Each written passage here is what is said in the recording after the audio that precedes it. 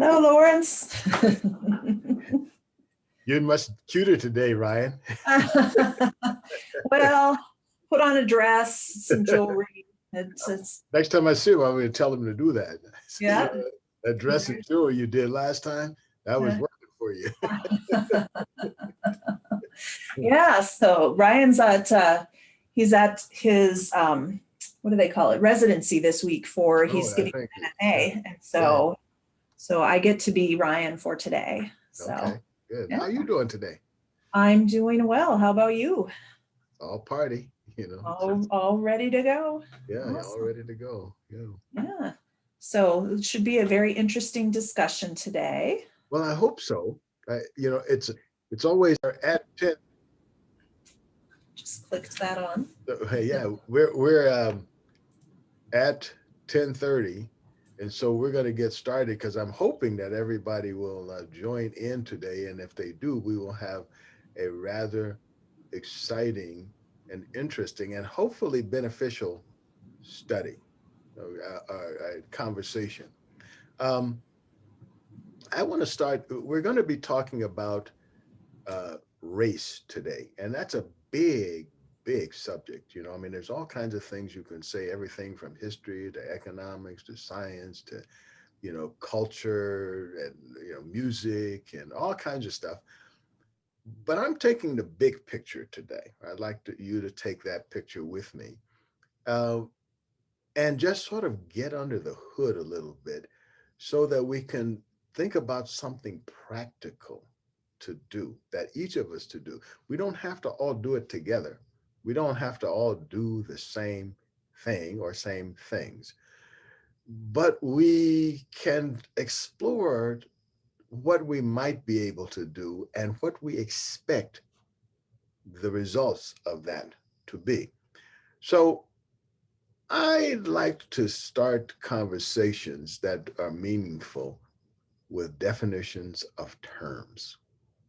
And I think I'd like to come back to this at the beginning all the time because so many of the important conversations we have turn to arguments because we don't have an agreement of terms. Now, we don't have to all agree what something means, but it's helpful if I know what you mean when you say it. So I can hear what you're saying instead of what I'm saying. Because if I put the definition on your words, then I'm not really hearing what you're saying. I'm hearing what is in my head much more than is in your head. Now, the caveat here is that keeping track of all those different definitions can be tricky, and and it may not be something we're used to doing, but it's important to recognize, if nothing else, that when I say a word, it may not be what you think of the word, and therefore it's not really what I'm saying. So if we're going to be making an effort to communicate, we have to have at least an understanding of what the other person means when they say a word. And today's word, of course, is race. Okay, so I would like to start off by asking each of you, when you say the word race, what do you mean?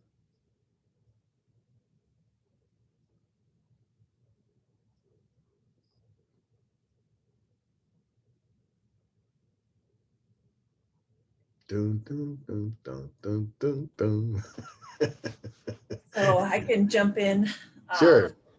just to say, it's only been in the recent decade or so that I've learned that race is truly a cultural construct. It's not a real biological thing. But I suppose when I think about race in general, it's a judgment that we make or a perception that we have based on visible characteristics, primarily skin color. So I'm thinking about what's that perception that I think of when I see skin color and other features. Excellent. Excellent. Now I'd like to come back to skin color. If I forget, remind me, because I think there's something very important to say about distinguishing race by skin color. Okay. I was just going to jump also on what Jennifer said. You know, for me, it's even more recent. We talked a little bit last week about that book I read just like months ago. That book, Cast, by Elizabeth. Anyway, it talks about the history of race. Particularly, I mean, it kind of uses the U.S. as a, you know, saying that before like the early 1600s, it was veritably not a concept. I mean, you know, people were just people. Yeah. You know, in that sense of like skin color or whatever. So really, I mean, in the current day, how it's used often, and this, you know, across probably globally is more of the differentiator, right? So it's a differentiator, and it does, you know, in the US, we often think of skin color, but it's like also culture and heritage, sort of the way that, you know, you see not only others, but often even yourself, kind of how people, they make it the, you know, and it's obviously it's often used in a wedge form, but also it's just kind of, you know, it's trying to define things, but it is a social construct. I mean, you know, so that's how I see it. Okay. Good. Thank you. Thank you, Todd. Anyone else care to jump in the fray?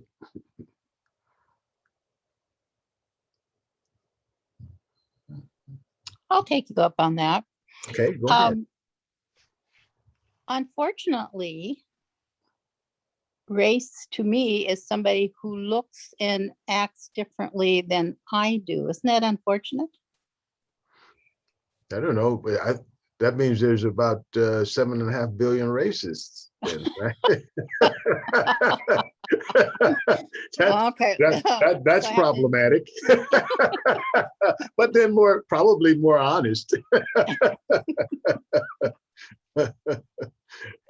So my definition definitely carries a bias. So that's the unfortunate part. Mhm. Mhm. Good. Okay. All right. Anyone else? I would like, can I add on a little bit?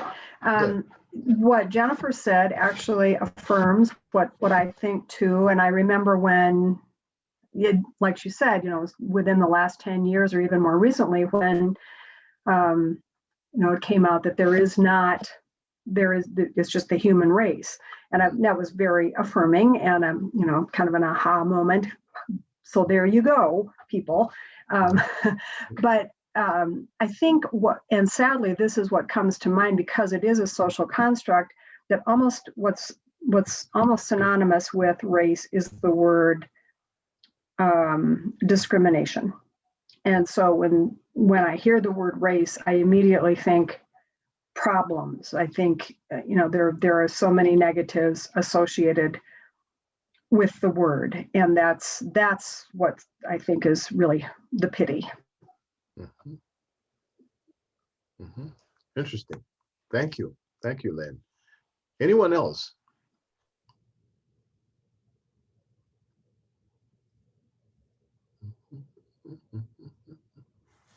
Well, I'm going to say it's tough, you know, and the reason it's tough is because we kind of live in an environment which keeps the illusion of race live.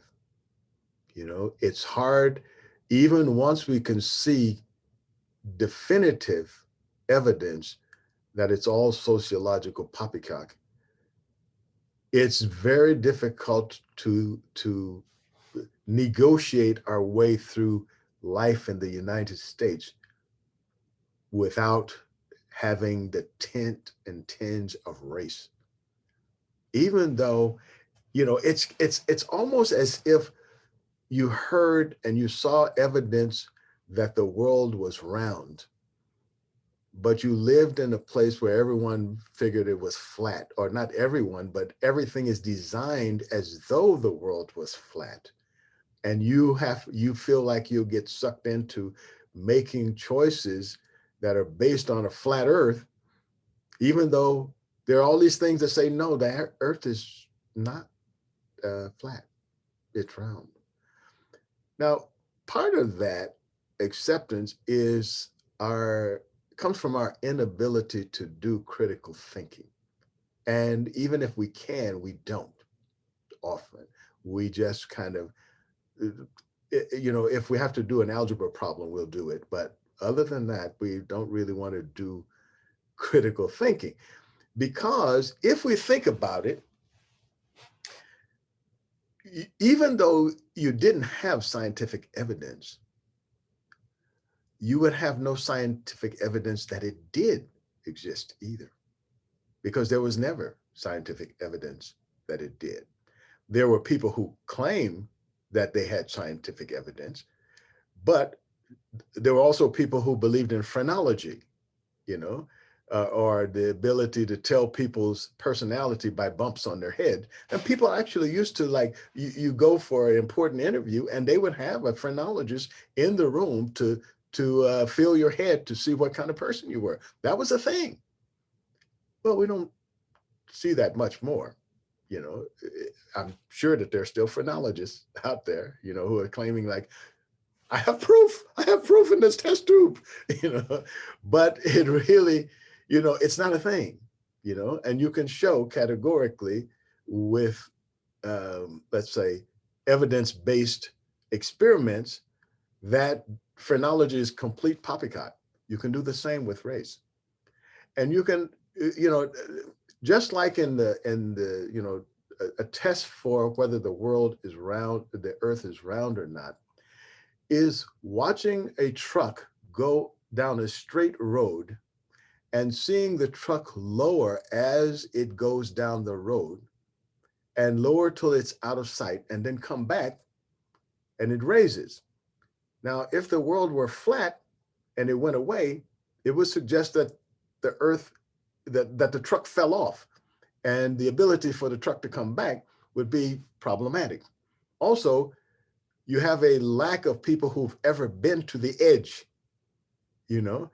and those people sailing around and going around, sailing to Japan or flying to Japan, or people flying up in airplanes would be able to see the edge of the earth. So there are all kinds of things that tell you, nah, that can't be a thing. But I can tell you, and I can send you to websites where people still believe that the earth is flat, So that's to say that we didn't get into this thing of race by thinking about it. And so we're probably not going to find the breadcrumbs to bring us back out by thinking about it, So we can have as many discussions with people as possible, and I'm in favor of those and I do them. But I actually think recently that it's not doing much good, because they never did the science to show that it is. It's a feeling, Most people have not seen enough people to make any kind of categorizations at all. None. They just really just don't have the experience with enough people, considering there's 7.5 billion people in the world. Who has a statistically relevant sample, themselves, right? And most people haven't traveled very far, so they haven't really seen things. I remember the first time I came through South Dakota years ago, driving through on my way to New York, and we stopped at a gas station, and it was just like the world stood still. People, it's like, and they weren't being, at least, they weren't being rude, and I didn't take it as being rude. It's no different than when I went to Nepal, and I went into this place where people were sewing, they were weaving rugs. I had to meet someone there, and I went in, and they were, it must have been over 100 women in there. And on the outside, you could hear that they were just like talking up a breeze. And I walked in and the place was like dead silent. And the guy who was in charge of it, he looked at me for a long time. And then he said, "Your parents must have come from a hot place, because you sure are black." And he didn't mean it as an insult. It was like, how can we explain this? You know, he had never seen that before, right?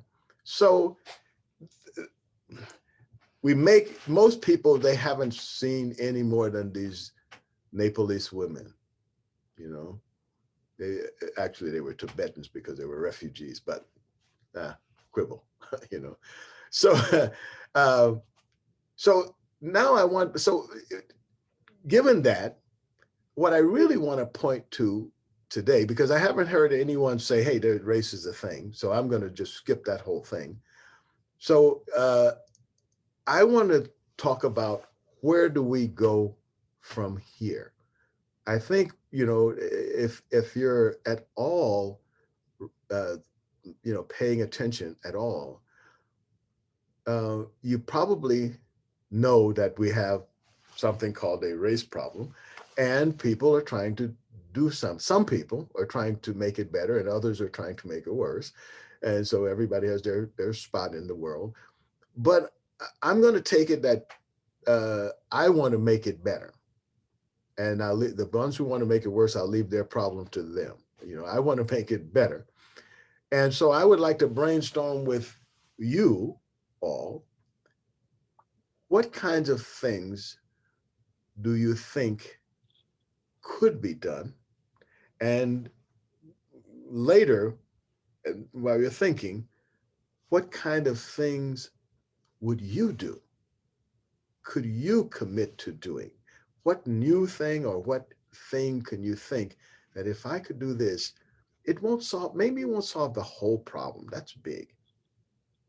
But I could put some little part in the stew.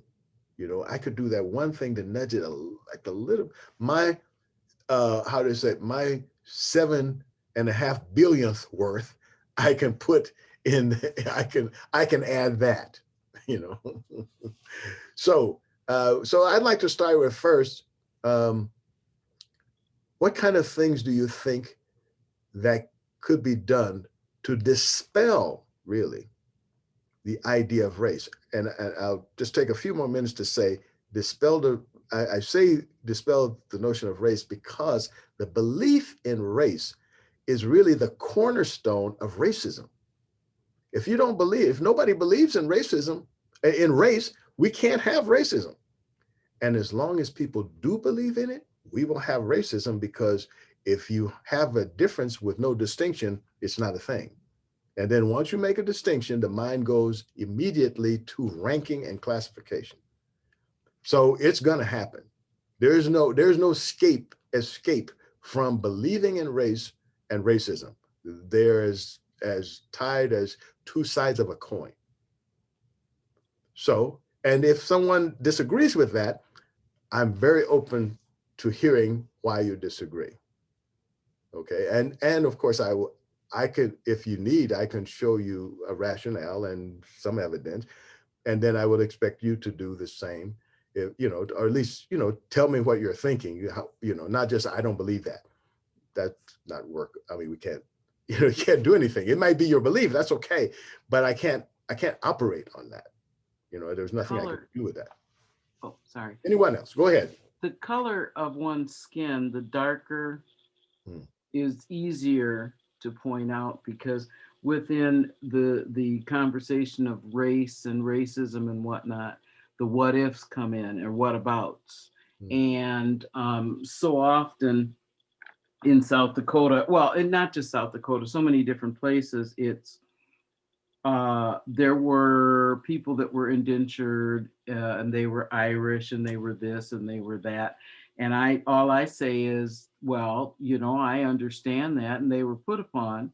And the reason why they were put upon is what? And then when people do the about ifs and what abouts and so on, the understanding of why it is the way that it is has to do with being able to point a finger, so to say.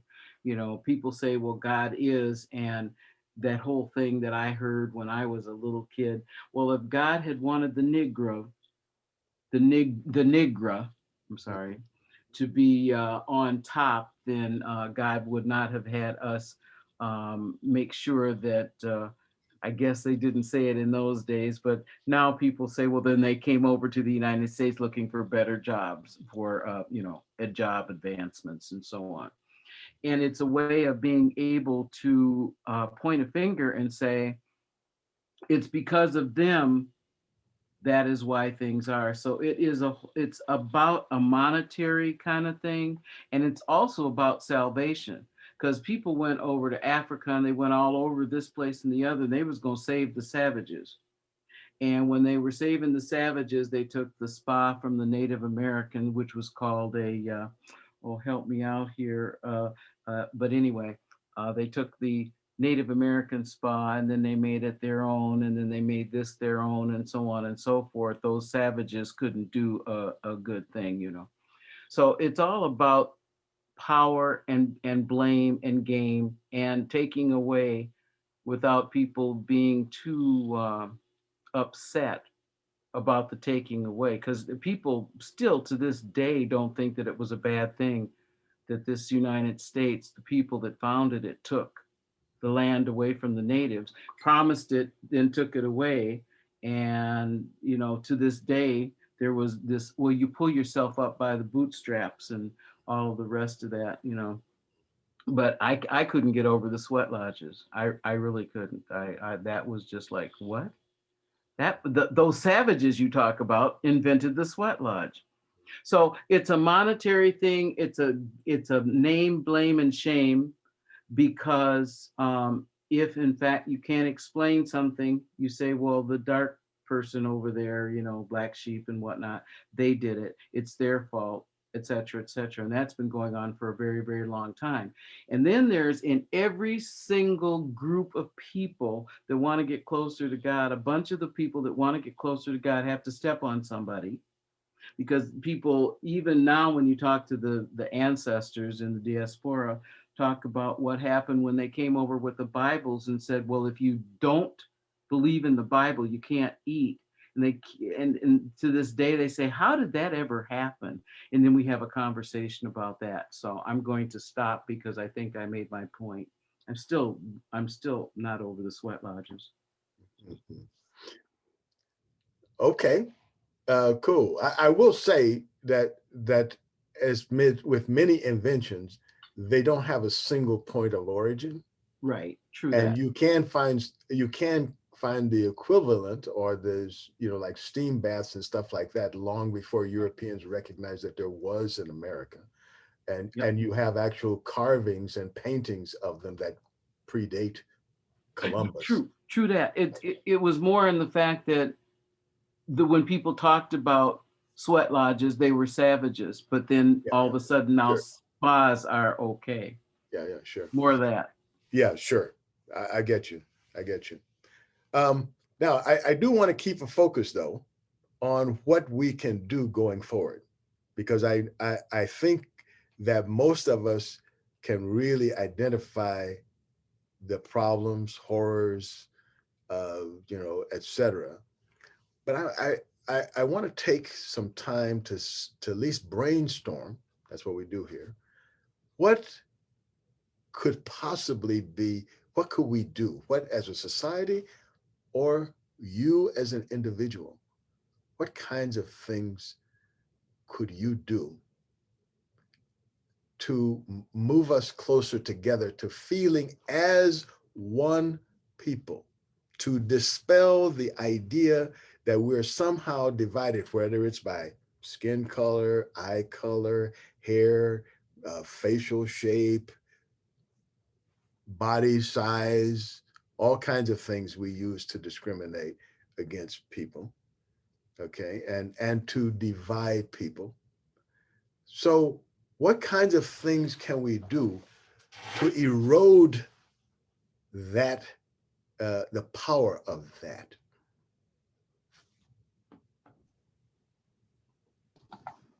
Lawrence. I'll go. Oh, Oh, go I'm ahead. Go sorry. ahead, Todd. No, I'm just, you go ahead. this is, all right, this is very brief, but for me, this kind of thing is a major part of that. I'm very uncomfortable in this world.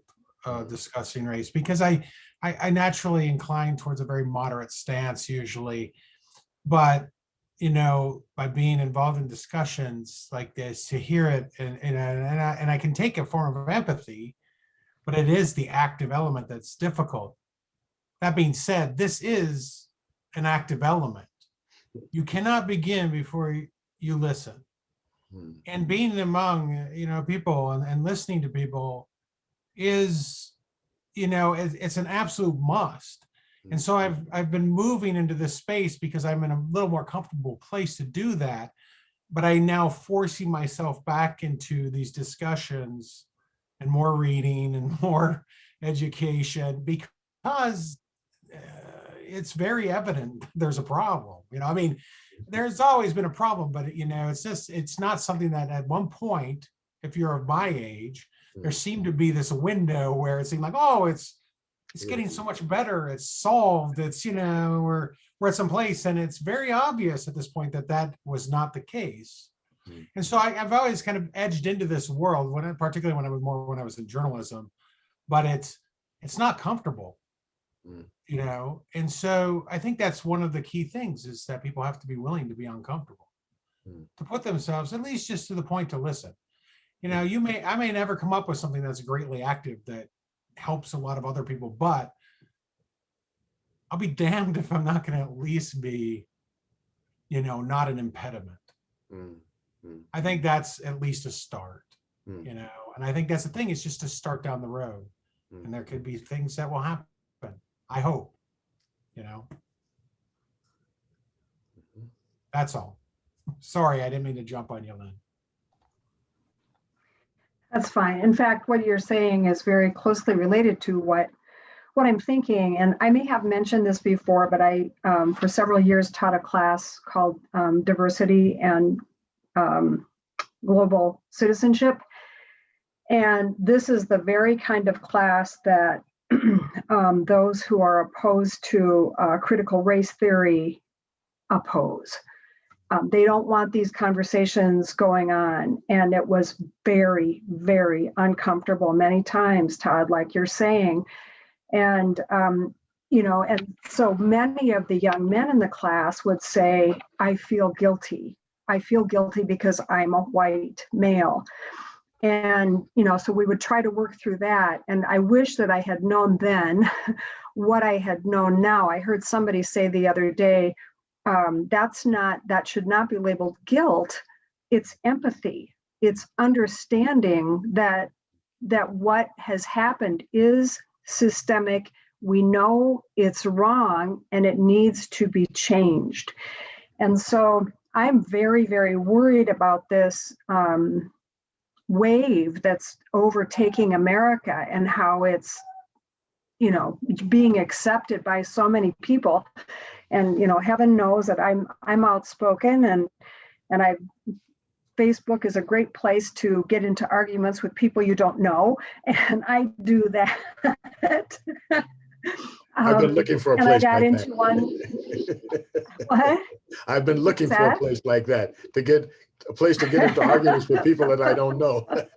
Oh my goodness. Because I don't have to care. So, but one of the things that we did in that class was, you know, we would say, okay, look at all these issues we have that are, you know, awful, but what can we do? So we would focus on that too. And we would brainstorm. I'd let the kids talk about it in class, and we'd come up with all kinds of ideas. But I think that one of the most important things let me say two things that came up is understanding, knowing that the issues are there and that we need to do something, and working individually. Like, so for instance, if somebody tells an offensive joke, say something. That is not appropriate. You know, I'm not going to allow that kind of joke to be told in my home or in my presence, or that's offensive, or, you know, to address those things, but do it, love it. And that's the hard part, because my blood is ready to boil. It's just kind of simmering. and so it's easy to get me riled up. But that's, I think, very, very important to work individually to to recognize when these sorts of things are happening and to step in when we can and try to make differences when we can. Mm. You really hit on some, both you and Todd, it hit on some very important points. And one of the things that I would like to reiterate is, you said like some people felt like when they heard things like critical race theory, they felt guilty, right? And I think your take on it, I empathize with that, and I see that. I will say also that as long as we think that I'm white or I'm Black, then we take responsibility for something we didn't do. And if you say, well, those people, like, okay, my grandparents did that. How do we fix that? Because what they did is impacting me now. How do we lessen the impact? And as long as we're allow ourselves to be cordoned off to say, well, I have this, I'm white, so therefore I do white things, it's different than saying, wow, my parents didn't do it to your parents, our parents did it to each other. They had those people, yeah, they are my ancestors, but I'm not taking any blame or credit for what they did. Now you got to add the credit with the blame, because now you're disconnecting yourself to, I'm white, look at what all the white people did. You gotta get off that train, right? And you're also off the blame train, but you can see that, to me, allows you to see that there's something I can work on without feeling a sense of loss. Human beings are loss averse. That's basic as you can get. We're loss. We have a loop in our brain that's loss averse. When we feel we're losing something, we resist it. It's almost like death. So it's hard for people to say, I'm one of those people, I should be on their team. That's why people use the term race traitor as a trigger to get people to say, oh, you got to choose sides. Once you get out of the loop of like, that race thing, that's a whole bunch of poppycock, I mean, it's like, I don't even know what you're talking about, right? Once you disconnect from that, at least for me, it becomes a lot easier, having disconnected from that. If I see a child, no matter what that child looks like, and that child needs help, I don't have any issue with helping that child, just as though it was my own. If I see an old person like struggling with something, it never occurs to me, was that person white or something, I mean, if you ask me later, I will say they have lighter skin, but I've been to enough places to know that there's no line that separates this is Black and this is white person. If you go throughout the world, what you see is a gradual gradations, and you can find people in China that are as dark as I am, and they're as Chinese as any other Chinese. And you can go to places in Africa, and these are people who can trace, hundreds of thousands, if not 500,000 or so years back, their history in that place, and they look as much Filipino as they do what you would think of as an African. And their whole tribe looks like that. They have straight hair, long straight hair. They have almond eyes. They are light. Their complexion is about like a Filipino. And when we start thinking of Black and white, we have caricatures in our mind, not real people, just caricatures. So that's why I think like getting together is a thing, could be a thing. But anyway, I digress. I want to hear more of like what you guys think is something we can do to bring us together so that we can dissolve the line, that imaginary lines that's between us. Hi. Yes. I wonder what you think about this idea that I remember race things were brought to me as a child out of fear. you know, you see that person that's different walking in the same park where you are, and you must be very careful because they'll kidnap you as a child, you know. So you know, everything takes a long time. But if we could not put these fears onto our children, there's a chance for some evolution there. Another thing that comes to mind for me is when you think about the histories of history, not all, but some writings will say this race of people, separating these people out as really different and something to question. That's all I have to say about that. Okay. And I think you've identified an important thing is to recognize that we float in a sea of things that push us and funnel us toward being racist. You know, and when I say racist, I mean people who believe that there are such thing as racist. You know, they're all in the same box to me. If they believe in races, they can have. Some people think it's like if you drag somebody in you know, with a chain behind your pickup until their bones fall apart, that's a racist. Not me. I think that once you believe that there's such a thing in races as races, and you act as though you know that there are races, you will be racist. You are defined to me as a racist. Why? Because there is no escape from all the other things. You can put lipstick on that pig, but you're still going to be doing the same kind of things. You're going because you're set up to start looking for differences. And most of those you find won't exist except in your mind, you know? So, and then you're on a slippery slope that is hard to return from unless you give up the idea that the whole basis of the way you're looking at people is erroneous. You know? So, but that said, what do we do to dissolve that? Like, as you said, Cheryl, there are things in books, there are things on forums that we ask, and there are reasons for those things. And I know that they won't go away right away, right? But we can start to erode their power. And so I'm looking for like, what would you think would be a way to erode the imaginary line of race?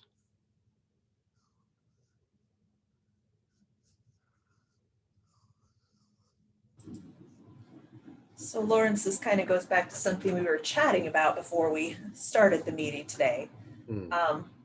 I think familiarity has so much to do with it.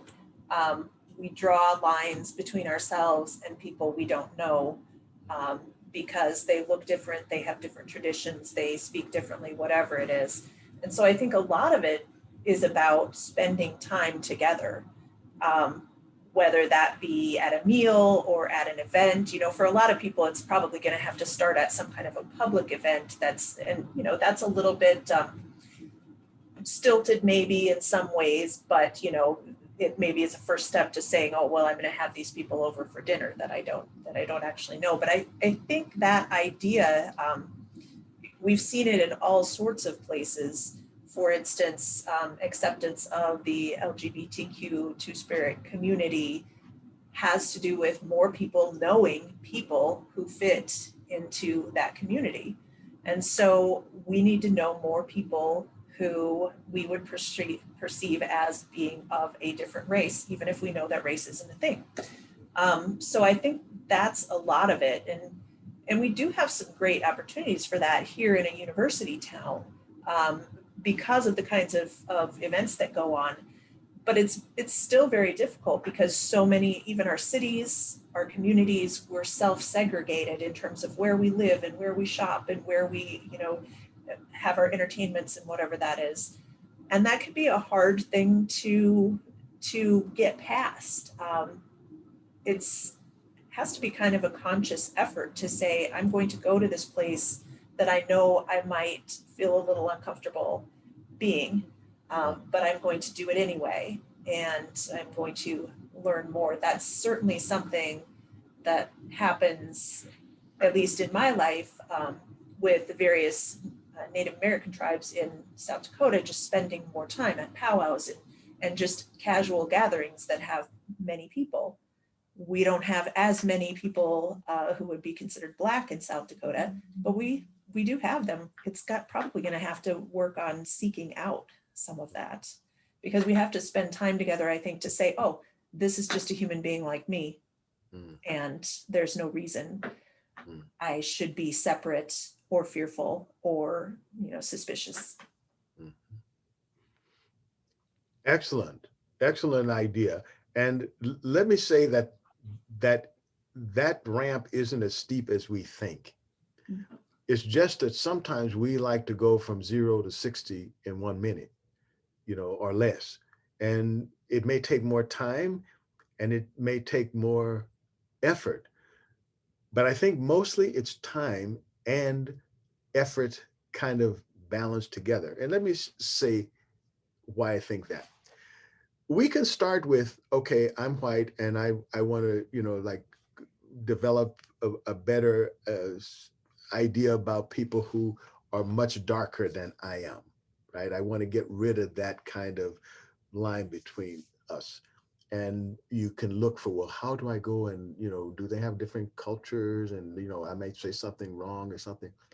I would say, wait, back up. If you're Lutheran, go to a Catholic church. If you're Czech, go to the Polish festival. If you're German, hang out with the Swedes. I think people can start there, because if you go back in this state, you can find the same kind of history that we say is racism. It was between those kind of groups. In fact, I learned that from my neighbors who were like, they're deceased now, but when I was here, they were like in their 80s and 90s. And they told me stories about how, like, if they would go to the next town, they had to go take this circuitous route, because if they went through that town that was all German and they were Norwegians, that somebody would pick a fight and then they get beat up. So if you say, well, wait a minute, it's not really a black and white thing, folks. We just pretend that it is, but it's really fundamentally kind of the same kind of stuff. And people say the same thing. Oh, they have too many babies, they're lazy, they do this or they do that. And if they are prosperous, they say they're stealing. Otherwise, like people say about the Hutterites, they must be stealing because, or they're doing something that's not right, or a guy, we're talking about economic development. I was talking with this guy and we were doing some of the same things about 10 years ago and some of the things. And he said, well, you know what happened to all the money? The natives got all the money. And I said, wait. I said, hold it. What do you mean the natives got all the money? And then we went through a whole case by case. The natives didn't get all the money. And he finally admitted, well, that money that he was talking about, it came from a whole different source, had nothing to do with the project that we were working on, But I'm sure I wasn't the first person he had said that to, but I was probably the first one who said, wait, you and I were there. This thing happened, this thing happened, this thing happened. Show me where the natives got the money, and he couldn't, So I think I say that to say that the low ramp is make it a point once a month to go to a church that's different than your own. Go to a different church. Now, if you're going to lose your soul over that, especially if it's a Christian church anyway, if you're going to lose your soul over that, maybe you ought, maybe you have some other problems other than going to another church. That's what I mean. That would be my first impression. But that's a low ramp, as there's saying goes in, there's an African proverb that says, cut the grass in front of your face. You're walking through the savannah and you don't know where you're going. You may not know, but do what you can. Cut the grass in front of your face. That's low hanging fruit. So other ideas about how we might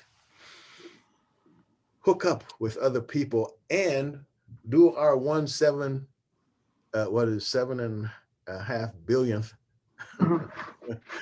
I effort. want to interject just a little bit here. I don't want to keep monopolizing, but that just raises so many questions, and it comes back to me to the idea of education and, help getting people to, how do you get that word out? How do you say, okay, go to a different church once a month? I sat down and watched Fox News the other day and it just about killed me.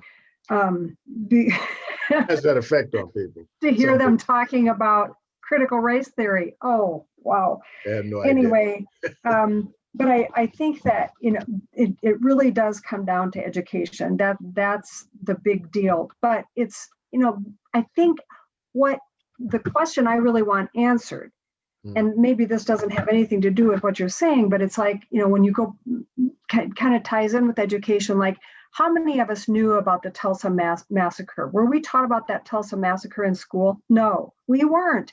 And, you can look at Germans and Italians, Irish, Japanese, Chinese, Jews. When I talked about Jews in class, I'd say, okay, why are Jews discriminated against? What is so terrible about Jews? Nobody could answer the question. Nobody knew why Jews were being pointed at. And so what is it about this seemingly fundamental need that human beings have to target other people? What is that? I think that's where if we can understand that and get to the bottom of that, maybe that would be helpful. I don't know. Well, my mentors and my education says that it's all about fear of death. If you want to get all the way under the hood, it's all about fear of death, and human beings have a fear of death. And all of the things that they do have, their interactions with other people have to do with threat and non-threat. And that's about death, whether I will survive or not. Now, we're all going to die, but most people try to do things to keep them from thinking about it, and they try to imagine a world where they won't die, knowing that they will, despite their greatest efforts. But they try, and so all of the people who are other than them, that sort of like have been vetted, they see them first as, the brain is kind of set up to see them first as like, hey, they could be dangerous, Now, there are some of us who see opportunity where other people see threats.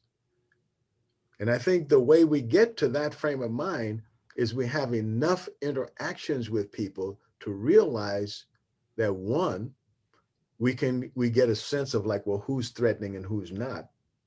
It's like you can tell by the way the person's wearing their coat whether they have a gun or not, little things like that. But the other thing is like how people come off.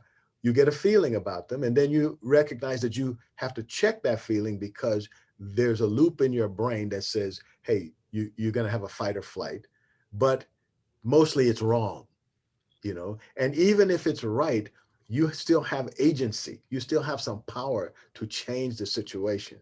You have agency in the sense that you can influence those people. You have mind control. A smile is mind control. Any psychologist who've studied the facial, how faces are read and interact with people will tell you that smiles are mind control. The human brain is set up from a baby to respond to smiles. Okay. So you have tools at your disposal. Most of us don't know about those tools. And most of us don't have enough self-understanding to realize that I have power in some of the most odd situations.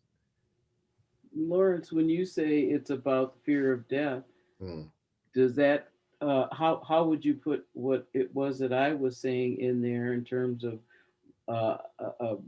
yeah, I remember that about people in South Dakota being German and so on and so forth. It's about the other. Yes, it's about the other. And when you talk about the other, like Lynn is saying, why does that happen? Is there a way of being able to explain going way back? Because yeah, I agree, it's a fear of death. And it's also well, wait a minute, I'm working in this factory, but somebody else is making a bunch of money. And instead of being under my desk, if a bomb goes off, they're in a bunker. So because of that, I'm not happy with what they're doing because it's all about the money and they're circumventing and so on and so forth. Greta Thunberg and all the other folks talking about the climate change. Well, people that have oil don't want to deal with that. So it's a monetary thing. Still, I agree with you, what you're saying in terms of fear of death. So if everybody understood where everything is and why it is the way that that is, the education that Lynn is talking about, what Todd is saying and what everybody is saying, how do people get to know how they've been bamboozled or hoodwinked into what is going on? And that's about education. Critical race theory, they're after that because of the fact it's telling the truth. And so therefore, yeah, there you have it. Education, the truth, telling the truth and knowing why it is the way that it is you can, the structure that fell down in Miami, in Florida rather, what was that, Sunnyside? They don't know why that happened. And it could be because somebody didn't do something, who knows? But they're gonna, the first thing that they, well, it's a terrorist attack or what have you. You know, look where people go to when they see a situation. Education and knowing the basics as to how we got there. There was water, then there was earth, and now then there's mud, and when there was mud, there was clay, et cetera, et cetera. Well, I hear what you're saying. I like to go, if I say it's about death, I mean, if like when you finally scratch away all of the dirt, what you find is the fear of death. Okay. Now, if you say greed, right? Like you say, well, look, this thing is about money. After you get $1 billion, what exactly are you going to buy with the next billion? You know, what exactly, what is it that you're trying to save up money for, right? It always comes back to, if I can feel like I'm more worthy to stay alive, and I have all of these things that will help me to stay alive because I have the money, I can somehow convince myself that I have a better likelihood of staying alive than a homeless person, let's say. Right? And so once you get on the train of like, it's no longer, I need this amount for that. I need as much as I can. So it's like one person was asked, well, how much do you need? And they just said, or what more do you want? They said, more. I just want more, you know? So what? So I guess what I'm saying is a lot of that has to do with staying alive. Now, that's way under the hood. The problem is like if we start midstream and say, oh, that person is a racist and they learned racism from their parents, you're left with, where did their parents learn it from? And what sustains a bald-faced lie? You know, what is it that makes that more attractive than saying, well, I don't see that at all. This person is, you know, they don't seem any more crazy than my uncle, you know? And I know it's like when people say, you know, like, well, I have racist friends. I mean the hope to die kind of racist friends. And people, well, how can you be friends with that person? I have a lot of crazy relatives. I talk to them, you know? I have other crazy friends. Why am I only going to discriminate against this crazy person? You know, I have a lot of crazy people that I deal with. I'm crazy, you know, in somebody's mind, I'm sure, you know, so I don't discriminate against crazy people, you know, because, you know, they're doing the best they can with what they got. Now, my question though, is like, how do I nudge them to get more into a different kind of, you know, a different way to think about it? What can I do? You know, and that's what I mean, go ahead. We have a good example in the small town of Postville, Iowa, where 3 cultures, nationalities came together Mm, the Hasidic Jews, the Germans, and the Hispanics. mm, And there's a book written about Postville. So I don't have the dates when all these came together, but I was talking with a friend this morning who came from Postville area, and she said as these cultures have blended together, races, whatever we want to call them, the town then, and I think it's a town of like 7,000, the town then has become a mixture of all of that. So if you go shopping in Postville, you have the little shops that belong to the different nationalities. And so somehow they have all come together without violence. I think it's a wonderful example. Don't ask me how it happened, but a wonderful example of what can happen. mm. I really thank you for bringing that up, Carolyn, because it really points to a very important thing to remember is that while everybody's talking, not everybody, but many people are talking about how so many people get it wrong, there's a lot of people who are getting it right. Yes. There are a lot of people who are having relationships, and while some people are discussing the shape of the table, they're eating at the table, you know, and I meet those people all the time, you know. They have people in their family who are from different, you know, and they can joke about each other and nobody says, oh, that's a racist joke.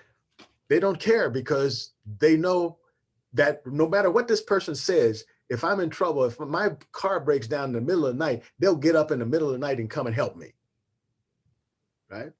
Yes. And they probably can't say that to the PC person about the PC person, but they know that they're always included. You know, whenever there's a thing, they call you, you know, they look out for you.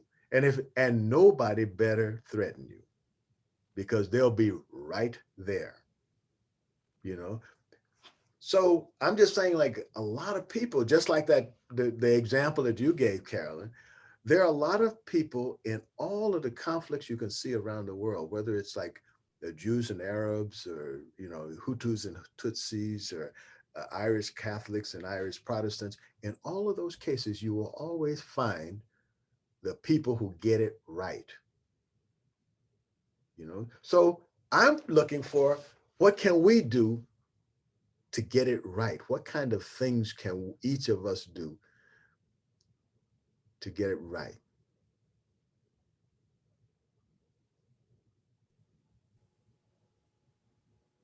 You just brought up something though that probably is really important, not just in our day to day. I mean, but you're talking about a bigger thing, sort of, but you amplify that by telling the story. Mm. You tell the stories where it works. Mm. And I mean, and of course you want to, you know, get rid of the stories that, you know, enforce the bad stereotypes. And I've been in that situation. I had a horrible thing happen in which this is how blind I was. This is like 15 years ago, working at the Journal, and we ran video. We had a weekly video program, I guess. I was an online editor. And we followed the police around every week, and we just, you know, we filmed what they did. And it seems like it's, you know, it's just what it is. Except that, you know, it was brought to us, Pat Duffy, a pretty well-known lawyer in Rapid City, brought it up to us like with a threat, but it was eye-opening. It like really changed my life, kind of. And when she said, you keep showing these videos, how many of these people are not Native American that they're arresting in these videos? It's like, well, we aren't going out to do that. You know, we're not there to, you know, this is like, you know, discuss with all of the editorial staff and everything behind it. We're not there to, like, you know, discriminate against Native Americans, but you're amplifying that message by doing it. I mean, it was really like, holy crap, you know, and it's just like, all right, I'm done. We're done. I just pulled the plug on the program. It was done. I mean, it wasn't that hard for me to think about it. It was really, though, eye-opening. In reverse to that, though, when you have that story, whatever it is, it doesn't have to be a big story. It could be just, oh, I ran into so-and-so, you know, and you should have heard, you know, I think of this, what you brought up a couple of weeks ago and shared with us about the young lady from Sioux Falls who won the National Poetry Out Loud thing. And her background is different, but it doesn't matter because the story is a South Dakotan won that award. You know, she's a South Dakotan. And that story, because of that, because she's a South Dakotan, is the kind of story you want to amplify because I can connect to that. And oh, well, you know, yeah, her culture is different, but you know what? She's a South Dakotan. I have that in common.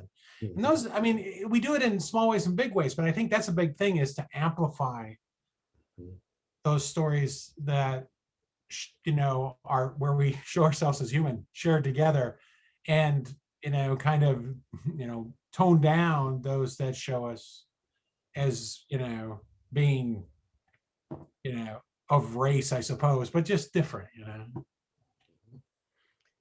That's it. Sorry. I learned a very important lesson looking in a microscope. You know, being the vinegar man, you just spend a lot of time looking at microorganisms. And I learned a lot from watching microorganisms and studying them. And one of the ways that they change things is by mere numbers. They just keep increasing, and they create an environment. In the process, they create an environment that's very, let's say, conducive to their survival. And I think that's a lot, just showing up, you know, showing up, coalescing, bringing people in who are, let's say, on the margins, helping them to be better people, because a lot of people want to be better people, but they don't know how.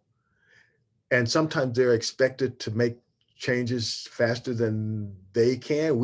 Not as fast as we would like, but faster than they can, you know? And so in that sense, I think if we want them to go faster, we have to help them to go faster. We have to take the responsibility, at least I do. I take the responsibility for changing people's hearts and next their minds. And I do that mostly by interacting with them. And when I know, because I've seen the feedback, when I'm seeing with people who are Chinese, like I had people in my house, I've had people come to my house in Rosno who's from places like Kazakhstan, China, Japan, all of those people. And that makes a difference in my town. When the people in my town can see, how did that person come from where? And how did you know them? They know me, you know, and maybe we met in the desert or something, but they come to my house, you know? And so I think that when if you're walking in a mall with somebody who is not in your group, as you've been grouped, that at least puts something on some kid's mind like, I thought these people weren't supposed to get together. I thought these people weren't supposed to like each other, but here they are having fun together. They're laughing together. They're sitting at the same table in a restaurant. They're shopping together. They're, you know, working together. I think that will go a lot further than whatever we can say, because people see that it's actually working. They see a model. It creates a narrative for them, as you were talking about, Todd. And they do need that story. Narratives are powerful, but you have to live a story. You know, I invite you to live a story. You know, even if you don't tell that story, be that story. You know, that's what I'm doing. You know, that's what I'm trying to do all the time. It's like, okay, I can read a story, but I want to live that story. You know, the reading the story can give me a hint of, oh, I didn't think about that. Yeah, that's a place to go. That's a person to see. That's an experience to have. Never thought of that. But just sitting there on the couch and picking up another book, not my idea of a good time. I want to go do that thing. You know, if a book doesn't inspire me to be a different person, then that was a waste of my time. You know, that's from my perspective. You know, being a dyslexic, I have to choose which books I read, you know. But so I'm looking forward to make a difference in my life and make a difference in me, make me a different kind of person. And if I'm a different kind of person, I will influence other people. can't be helped. I love what Todd said about tell the story, because I have told the story about when I was in Seoul, Korea, and I ate at this one restaurant for weeks, and I didn't speak any of the language at all. There was, yeah. And this mother and I communicated with each other. She showed me that it was her daughter that was running the place, and then she introduced me to her granddaughter. And I tell people that, you went to what? You were, and you did what? And then people say, oh, well, how did you communicate? I said, a smile and a tear are universal. Mm. And the one other thing that happened during Juneteenth, there was a young man, blind guy boards. He is blind and he makes boards, cutting boards. And his dad insisted that he came up to see his grandchildren, not to help him out. And they were just too cute. And then we got to talk, and it was funny because uh, Izzy is the young man's name, was talking about something that happened in their family. And he said, yep, I was running late and I got called by my first and last name. I said, oh, your first and last name? He said, yep, I wasn't so bad that my first, last name and the middle name was called. And then the dad and I started talking. He's a little younger than I am. And he said, well, you know, in St. Paul, because that's where I grew up, he said, how close were you to the streetlights? And I started laughing, and other people were around us, and there were like 6 or 7 other people who were my age and a little bit younger that were saying, oh, you had to be home by the time the street lights came on. And if you weren't home by the time the street lights came on, then you got called by your first and last name. If you weren't home 5 minutes later, then your middle name got in there. And it was 3 generations and 3 different cultures. And the similarity between us and the spices was something that I noted both there at Juneteenth and just in my general going around. So, and because we women will get in the kitchen and oh, oh, really? And oh, and what, can I get that recipe? So the eating is one thing that I think in Brookings is going to be a lot more socialization over food. And then you get into the kitchen, and how big is your kitchen? Well, how did it? So we women have a lot of things that we can do. Cooking is one of making the world a lot more healthy with the cooking. So that's what's going to happen in Brookings a lot more this year, I'm quite sure. Excellent. Thank you, Naima. Well, we've actually come up on too quickly upon our hour here. I do want to close by encouraging you to go out and have some experiences. You know, the world it's a dangerous place, but not nearly as dangerous as we think. You know, more people get killed at home than out on the street, actually, you know, if you look at it. And if you die from falling off a ladder or, you know, getting mugged, you're still dead, you know. So go out and have some fun on the way, you know, because we're all on that way, but we can have some fun on the way, you know, and meet some interesting people and develop some great relationships. And I think that at first it can be, you know, your autonomic nervous system is going to be ringing every bell in your head. But as you get more practice at it, and you start to realize that, you know, maybe 1 out of 1,000 people you meet or so, it may be a threat to you. But if you don't meet the other 999 because you're afraid of the possibility of that one, then you just gave up your life. You know, you gave up the possibility of all those friendships because you're afraid of that one monkey who couldn't stop the show anyway, you know? So I would encourage you to, you know, life is about risk, you know, and you can moderate the risk. You know, when you meet somebody, you don't have to like jump in their van, you know, that has no windows. You know, you can moderate the risk factor, um, but just go to something different. Take a class that's different. Go to come to the book festival. There'll be some interesting people there. Look, one of them's here. So come, and have some fun. We'll see you guys next week, and keep thinking about things that you can do. I'm sure you're going to come up with some really interesting things. We'll see you guys next week. Bye, everyone.